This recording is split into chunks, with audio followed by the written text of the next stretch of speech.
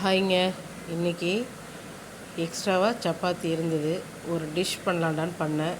செம்மையாக இருந்தது. சுட சுட செஞ்சு பார்த்து சாப்பிடுங்க. எப்படி இருக்குன்னு வீடியோ பார்த்து தெரிஞ்சுங்க. வாங்க வீடியோக்குள்ளே போகலாம். This video sponsor by SPO digital marketing.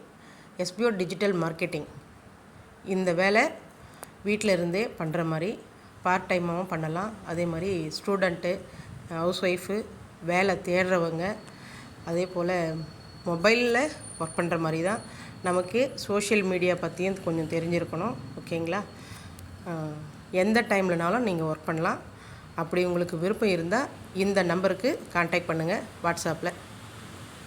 Skip பண்ணாதீங்க. பெரிய தப்பு. தினம் 300 ரூபாய் சம்பாதிக்க அரிய வாய்ப்பு. இன்ஸ்டாகிராம், ஃபேஸ்புக் பயன்படுத்த தெரிந்தால் போதும். Content post and content publishing மூலமா தினம் 300 ரூபாய் சம்பாதிக்கலாம். இந்த வேலை செய்ய 5 நிமிடம் போதும். Work training support, group communication support, all language customer live chat support, முக்கியமா சொந்தமா ஒரு பிசினஸ் ஸ்டார்ட் பண்ற அளவுக்கு உங்களால கற்றுக்கொள்ளவும் முடியும், சம்பாதிக்கவும் முடியும். இந்த வேலை வாய்ப்பு வழங்குவது 5 வருடத்திற்கு மேல ரன் ஆகிட்டு இருக்க நம்ம தமிழ்நாட்டு company school of business organisation private limited. மேலும் விவரங்களுக்கு டிஸ்கிரிப்ஷன்ல கொடுத்திருக்க நம்பருக்கு வாட்ஸ்அப் பண்ணுங்க. ஹாய்ங்க. இதை பார்க்கும்போதே தெரிஞ்சிருக்கோம், சப்பாத்தி தான். என்ன பண்ணுறதுனான்னு பார்த்தேன். ஒரு 3 சப்பாத்தி மீந்துருச்சு. ஓகே, இதை வச்சு ஒரு டிஷ் இன்றைக்கி பண்ணிடலான்டான்ட்டு பிச்சு போட்டிருக்கேன். அப்போயே தெரிஞ்சுக்கலாம் என்ன பண்ண போகிறேன்னு. ஓகேங்களா? சப்பாத்தி பீஸாக எடுத்து வச்சுருக்கேங்க. இந்த அளவுக்கு வச்சுருக்கேன். ஏன்னா நமக்கு நல்லா காரமும் கொஞ்சம் நல்லா உரைக்கணுமேடான்றதுனால மசாலாக்கெல்லாம் நல்லா ஊறணும். அதனால் சரிடான்ட்டு இந்த அளவுக்கு வெட்டி வச்சுருக்கேன். சரி, பிச்சு போட்டிருக்கேன். ஓகே, அடுத்து இதுக்கு தேவையான ஐட்டமெல்லாம் பார்த்துடலாம் வாங்க. ஓகேங்க, இதுக்கு தேவையான ஐட்டமெல்லாம் என்னென்னு பார்க்கலாங்க. தக்காளி எடுத்து வச்சுருக்கேங்க. ஒரு குட்டி துண்டு தக்காளி ஒன்று கட் பண்ணியிருக்கேன். 2 பச்சை மிளகா இந்த அளவுக்கு இந்த மாதிரி கீரை வச்சுருங்க. அப்போ தான் காரம்னா கூட நமக்கு எடுத்து போகிறதுக்கு ஈஸியாக இருக்கும். ஓகேங்களா? அடுத்து வெங்காயம் ஒன்று வச்சு வச்சுருக்கேன். ஓகேங்களா? அடுத்து கருவேப்பிலைங்க. கடைசியாக மல்லித்தழை. அடுத்து நம்மளோட மெயினான ஆள் இவர் தாங்க. 2 முட்டை எடுத்து வச்சுருக்கேங்க.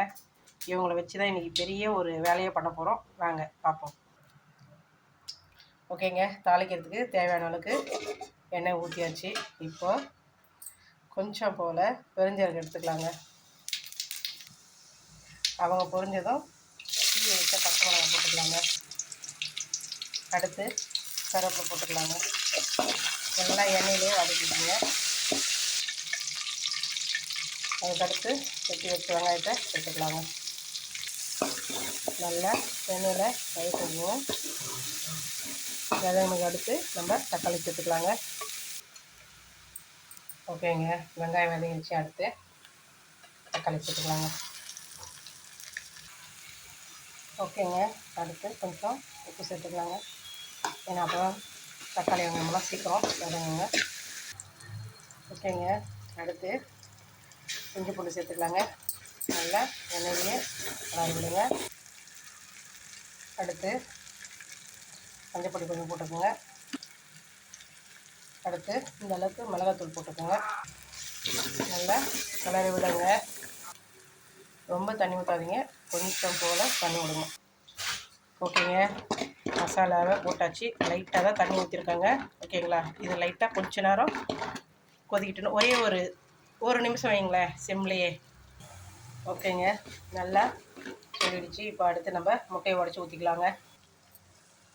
ஓகேங்க, 2 முட்டையை உடச்சி ஊற்றியாச்சு. நல்லா இதில் கலரி விடுங்க.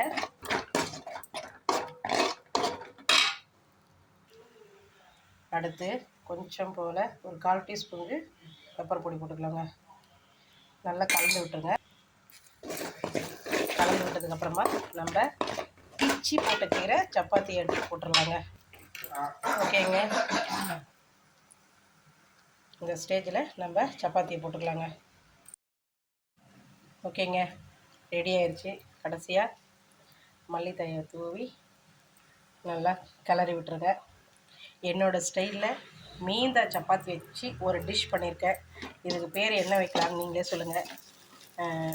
பரோட்டாவை செஞ்சால் தான் கொத்து பரோட்டா வைப்போம். இதுக்கு பேர் கொத்து சப்பாத்தின்னு வச்சிடலாங்க.